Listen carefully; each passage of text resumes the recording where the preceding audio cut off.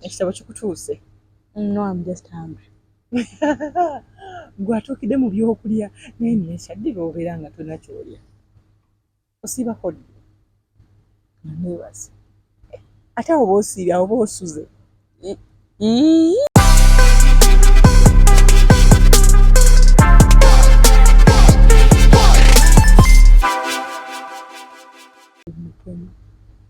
Ocean and Guinness Mukene. Ew. What do you mean? Biwooma ebyo. Mukene is life. Zema njagala ekyennyanja ekikalu, lemisese mutundu oba empuuta mu kinyeebwa ekya box basically, ne lumonde akumuuka oba ejjuuni. Lumonde akumuuka n'ettooke ebbobeze oba lumonde akumuuka n'ejjuuni. Yes. Tugenda kufumbira lumonde. Onya lumonde? Saagala wa ntokotoko. Oh. Njagala omusaaniike. Taya tokotoko. Bana njagala lumonde. Aliwo lumonde jjajja wange. Mulabye nnyo tumusanze jjajja wange. Jange twanga lumonde ow'empale. Omumanyi? Abirako ebikuta. Nawooma. Nawange mutokose nga aliko ebikuta. Saagala mutokose kyolina omumanya. Hanisha. Tokotoko. Nakutegeeza kuyigiriza tokotoko. Ate wakati ebisaaniika biri waka. Ku gas. Yes. Mwana saagala kunswaza abantu balowooze nti tomanyi kufumba mmere ensaaniike. At hostel mami ku gas. Ku hostel kale nga yiyo kufumba eyiyo. Saagala kulya lumonde mutokose. N'amatooke kujyawo nga kyanca. Naye amatooke gasigadde gonna mawumba. Okujyawo mugenda kufumba katogo. And that is in the morning. Kyenca, naye wane Akalimuke. Omwana ayagala mukene mumufumbira. Ani Ate ogenda kusigala ng'oli weka. Essaawa za maama ziba kusigala weka. Kiki oliko omwana gwe? Bali okumpi okumala okusoma kiki otegeeza? Leka speech nakawandiika dda. Hello everyone. Nze Najingo Hanisha. And your mother introducing along with my mother, the fabulous and the lovely Ruth Kalibara Bwanika. Bebaza okwanga subscribing and watching you. I really love you so much. So bebaza olw'omukwano gwakuwa. So ekitabo kitambula kitya kigenda kitya? Oli kumpi kumala. Kitokota. Muzayo emyezi gyange emitini naye kitokota. Kasita otuusaawo. Otuusaawo mazeeko. I am so happy. I'm happy for you. Okubanga twalaganyiza jjukira nga tutandika mama emyaka ena gyonna mami emyaka ena nga mingi. I know nga classes are every day. Right? Neka tona wotuuse. You're almost there. I am. Oshitegeera. So tandika okubanga wetapinga kugamba yeah, well done Nisha. I am almost done with one of the races. Nesigaliza bajja kuba nnyangu because essooka zino zezitiisa. Oba tomanyi kiddako. Ekiringa nga kuzaala. Omwana asooka oba tomanyi kyoliko. Niwe wookubira omanyi ekyokukola. Sooka naawe kyekimu. Kati no degree weesooka ogimaze eddako. Oteekwa omanya ekyokukola. Degree eddako. Wadde eddako ki? Ekiddako mulimu. Yes. As far as all our expectations go. Unless maybe nga mami yagala kunjiwa mu degree yokubi. Kizibu baby kizibu. Esooka kumala. Esigadde n'etwala. Mom. You are much masters. Leka. Mom. Nawe osika kasomyo paka kamalamu. Tusomesa abaana. Era osomye. Buli z'oyongeramu. Anaaleta sukali ajja kwongerako. Atandikiraawo. Mwande foundation. Bannange. Naye kati bw'obeera awo kati oli kumpi kumala. Kiki ky'olowooza mu bwongo like life after school? Ng'omaze degree mugwe kati ng'omwana. Kyekiba mu bwongo obwo ng'oggyeko ebyaffe tulowooza ffe ng'abazadde. Workers experience. Because buli omu amaliza university abasinga tetwagala tutuula waka. So you need a job. But then yet again, not all jobs are just going to take you far. You have no experience, you have no exposure. So you just end up volunteering here and there just to get something to add onto your CV. Another thing, sleep. As in? Abantu baba basoma in these last months, mommy, tuba tuliko reading every minute. So the moment things are done, before you even think of let me look for experience, let me look for what? Sleep. You want to sleep? Yes. Kwanga final year is hard. You're just thinking of project. Remember the money we put into project last semester? No. Tuongereke sente zenu semester. you're thinking of the last moment with your friends because kati now we are in school, we became friends by force because we are in the same hall. Kati buli agenda kudde wapa kwakyaddeyo, owembaaladdeyo nange nsigala e Kampala. So you're again trying to finalize the books without a retake. At the same time, and at the same time, trying to finalize moments with friends before you all, because the moment we move back to somero, of course, you don't be seeing yourself now. You become adult friendships. Oh yeah, we should totally meet up in 2 years' time. Yes. So immediately after that, now we are thinking about how to bridge the gap. All the final moments that we finish like a scrapbook. You know, go everywhere you wanted to go with your friends, do everything you wanted to do. At the same time, finish off successfully. At the same time, where else am I going to get a job? Because kati now obviously to manage a degree and means parent support is cut off. You know, upkeep abawe.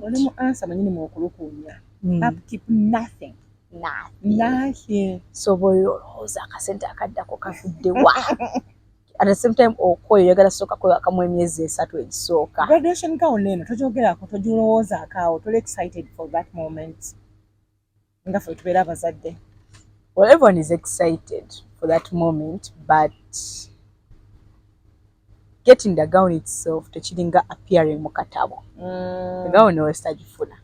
The people who like maybe go for further education, banga bagenda from other country, then balindanga ba erinnya liri mu katabo.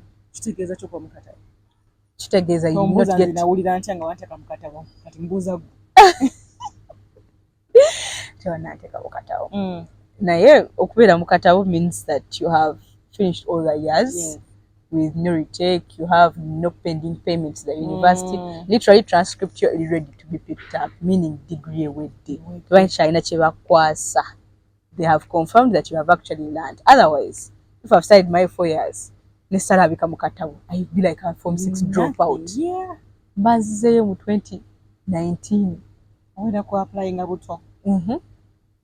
So akatabo kikulu. Gown ya fana. Ne wenda berinnya mu katabo even if I don't attend graduation. Kasita akatabo mwendi. Hanisha. Ranga 2019. God is so good. Look at you. Come on, mlungi. Indeed.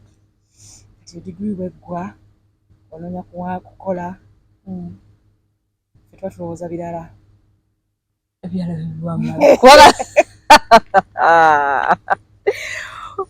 I think yes, ngabawara nebirala tuba tubirowoozaako, but I do not advise anyone to be thinking of that. Why? Remember, mami, secondary tubadde waka.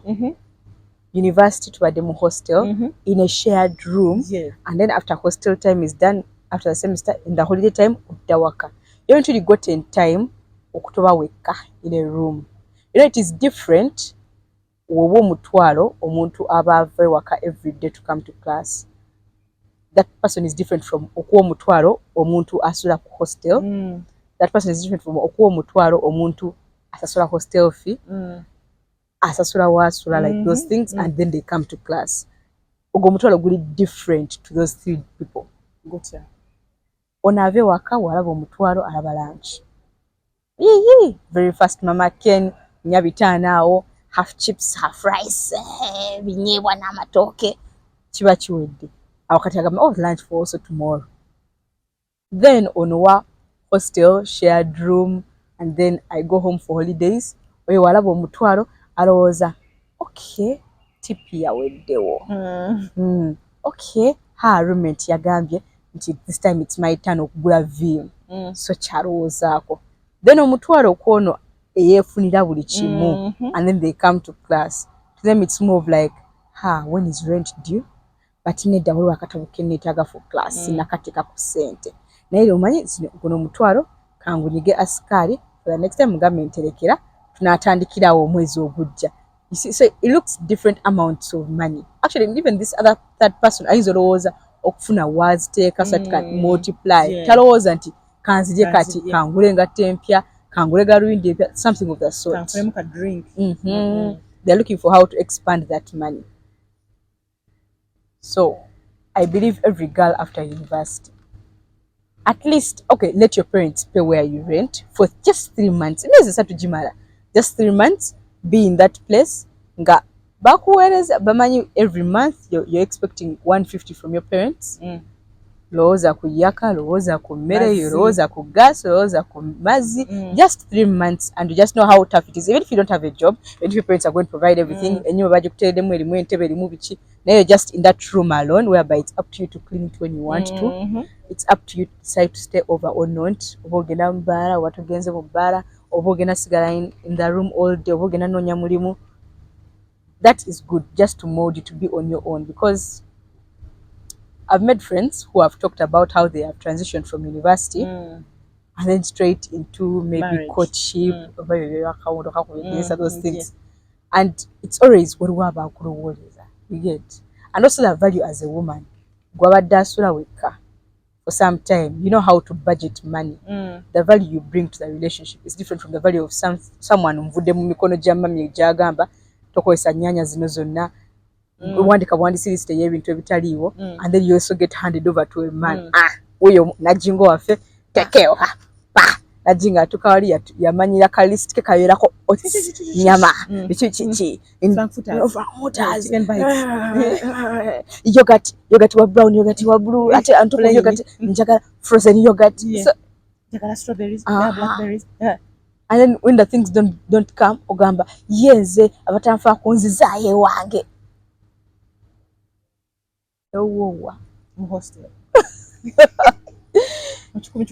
So I think on top of the things that we're supposed to think about after university, aside the money, it should also be you being on your own, your solitude living. The only thing they do is come to visit maybe once every 2 weeks. Hey, is that okay? At your own place? I mean, all the time. So maybe in the first month you can come every 2 weeks. Because again, depression takes kids. So, once every 2 weeks.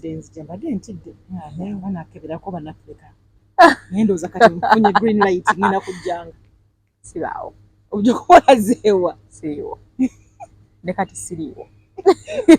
So every after 2 weeks, checking up. Just to keep up with the child, because again, oberanga akakoka kalesa akana kako kweta kulira, just to see if kali ready for the outside life. Then with time you keep on letting go of that, and because omwana wo gena mutereke waka, by mummies, I thank you for how you raised us. Chibuli ngabalezi. He said kali go find a job and see where it because it's soft hands for you. So because in the man doza simanyi time mukama gye yampa kubeera wa so bwe nabeerawo nga nkukugira nnyo kati ebirange simanyi mukama wagenda kuntwala nkole sentya okitegeera nze when my mom mabwe yafa kyampa ekyokuyiga kyamaanyi nengamba singa nali simanyi kino nanjigiriza kino nandibaddewo ntya. So that is why nakikaringa forward ne ku baana bange era munjagala mukiteeke ne ku bazzukulu kiyambira ddala okitegeera. So apart from that okukiringako every after 2 weeks or 1 week kiki ekirala omuzadde kye yalikoze for you like ng'ofulumye bulamu ng'ofulumye let you breathe. Waliwo kino ekintu kye bayita decentralizing your parents. Jjukira tubeera ewaka buli kimu kino oyita mu mami kino oyita mu daddy, but w'okula olina you have to get time and think for yourself. Don't think everything can be solved by a phone call to mommy, a phone call to daddy.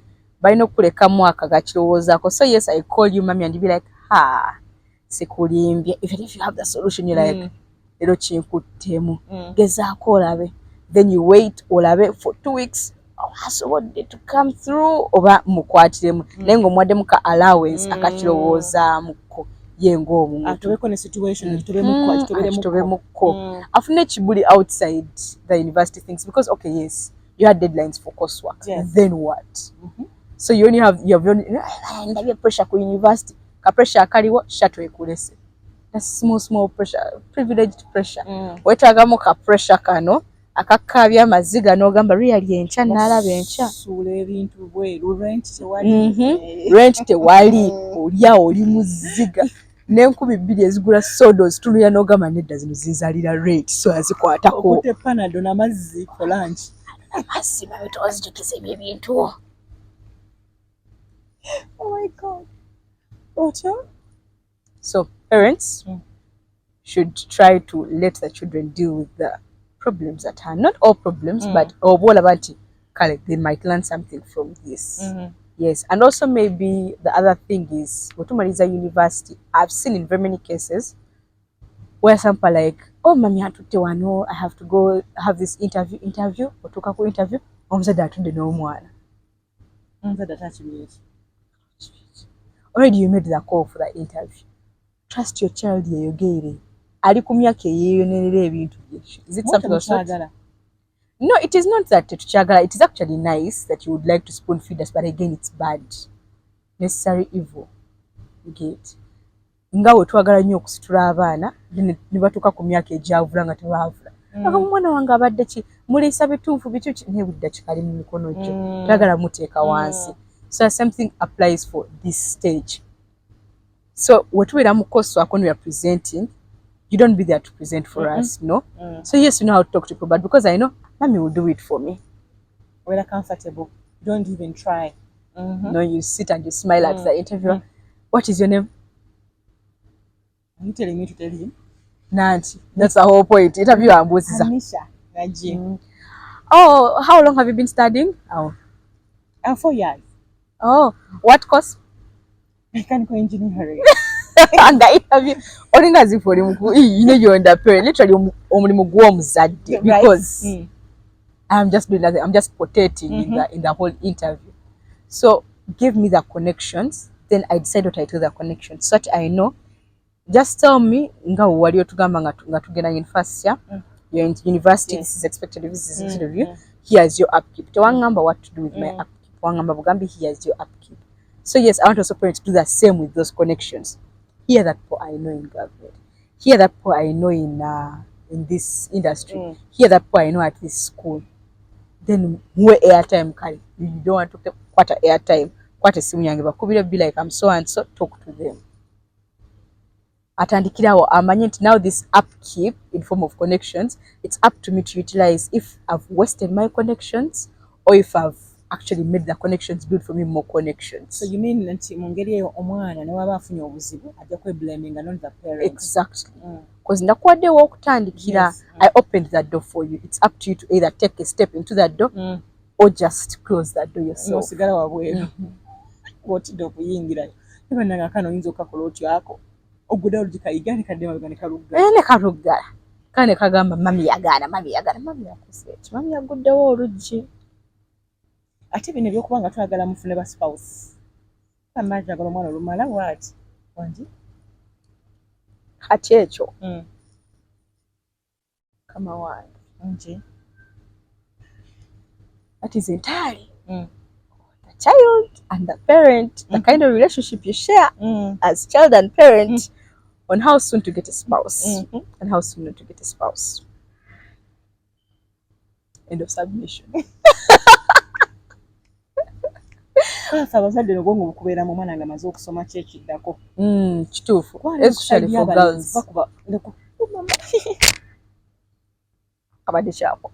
Ndabye ekigundi, a spider. Oh, sorry, mother. A good spider. Sorry, mother. Mother nkijja kugwa.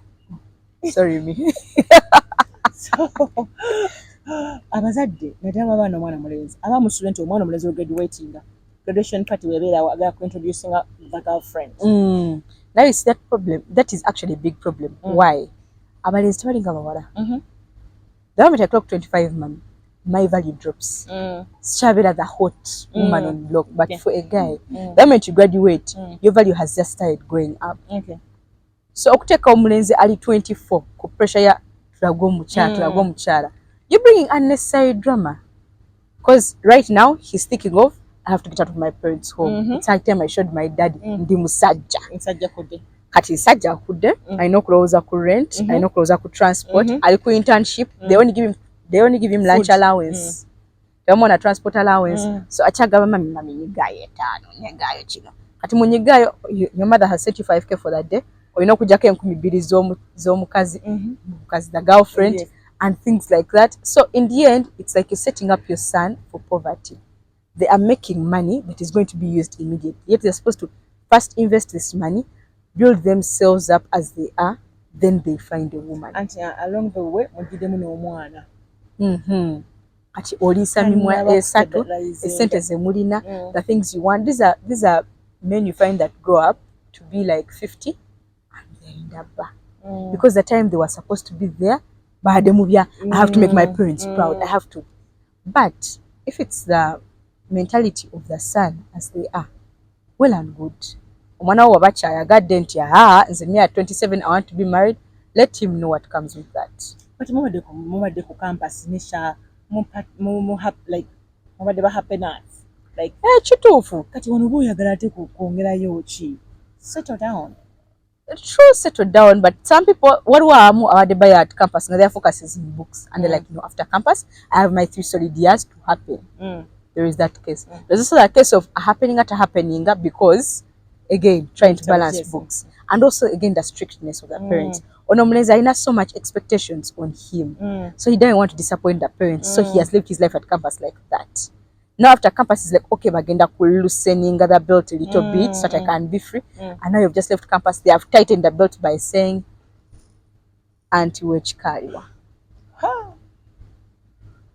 so you're like okay kanfune aunt ofunye aunt esente ziriwa kale mfunye sente mansion yeriwa by the way yesterday I was talking to one of the counselors at university and he mentioned that ennaku zino ku cancer institute very many youth are there and they have cancer but when they track back to where the cancer came from small things like depression for real stress because stress remember mommy those times whereby I would be stressed when najja wayi nogamba mwana wange naze nampeddemu obugumba buli webuti ettama lyonna liyise nga kali akakoko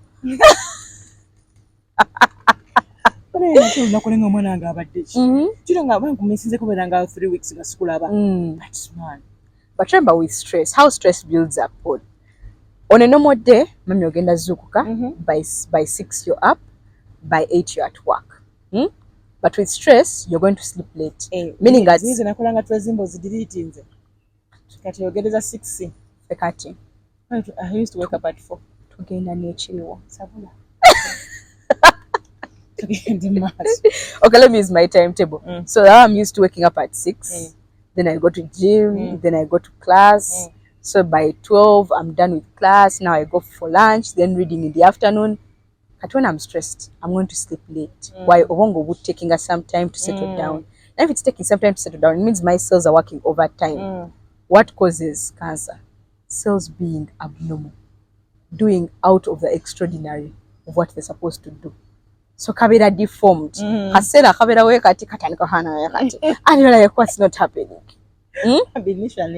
so kati stress progresses into the cells olabirawo at now the weak cells kale we kati musai and next thing you know someone has weird cancer of the skin cancer of the, and you're like ono yabachi chavudwa maybe it's something we use no the weakest cells took the hit so the stress you're putting on this boy leka amanya stress emuliko if these are his goals as a parent advise him because when you leave university tuli ku stage ya now we are like fellow adults with the respect of a parent and a child but fellow adults so nga how you can pass by your workmate no mugamba chichi what's wrong you seem sad now gamba I have a deadline. I really wanted by the end of this year to have saved this amount. No mugamba naye kituufu kirungi.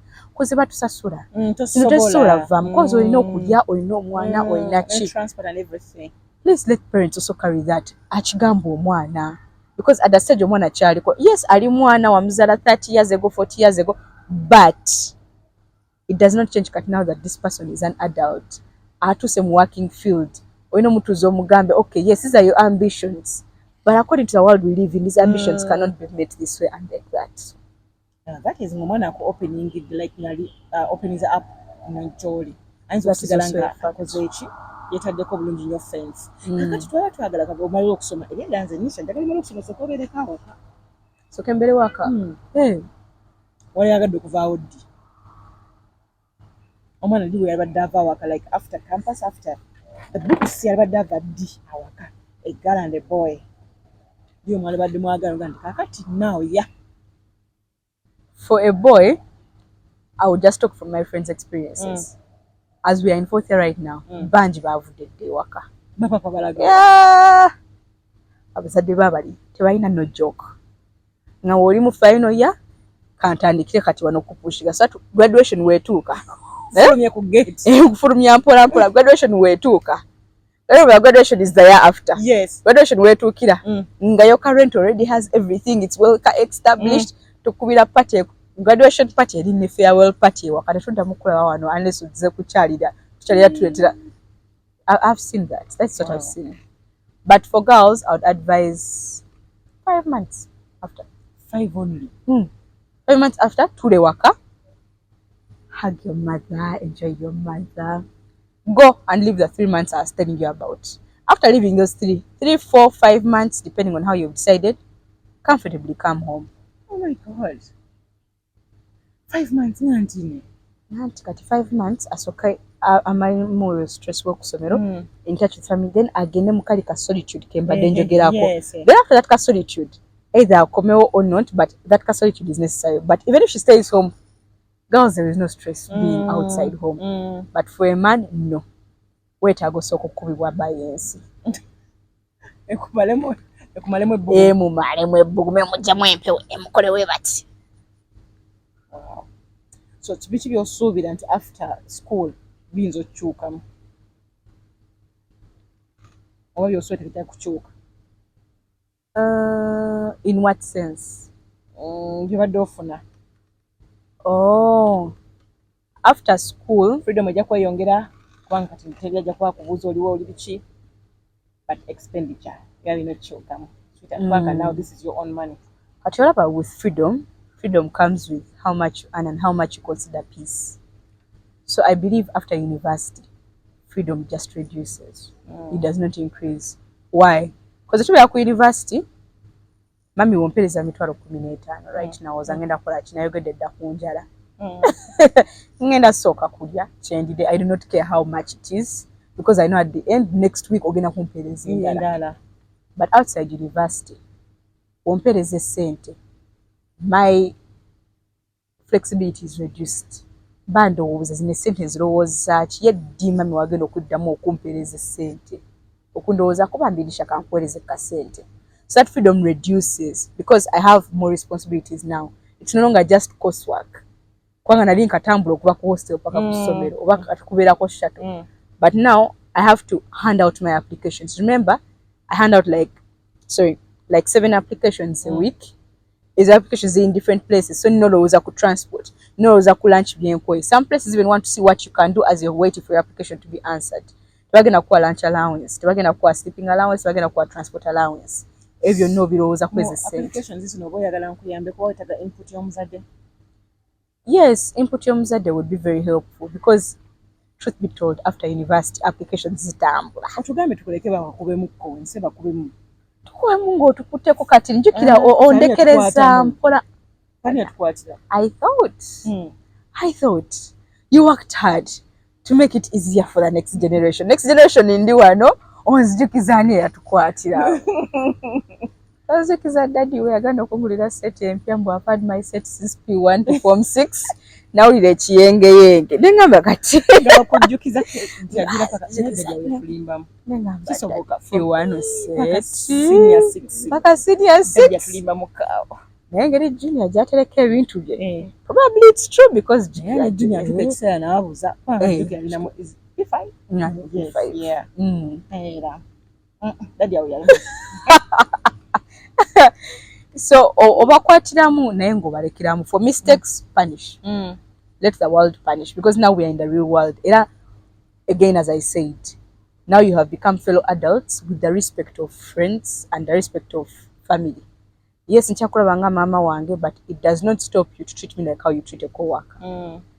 Ompamu we biba binemye as a daughter.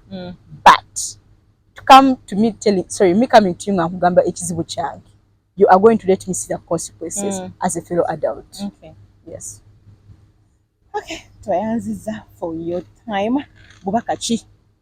Ntanda gyosibirira. Ekyo entanda.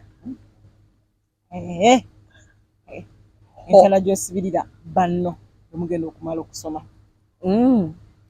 So to my fellow classmates, bonna bali nange, bonna balowooza of what next in life, I would tell you, always discuss your goals with your parents. They have been here. And if you are telling your parents, trust me, waliwo omuntu omukulu gwomanyi, they have more information on these things. Oh yes, sometimes parents do not know as much. Truth be told, mommy helps me where she can, but I'm doing engineering. Mommy did journalism.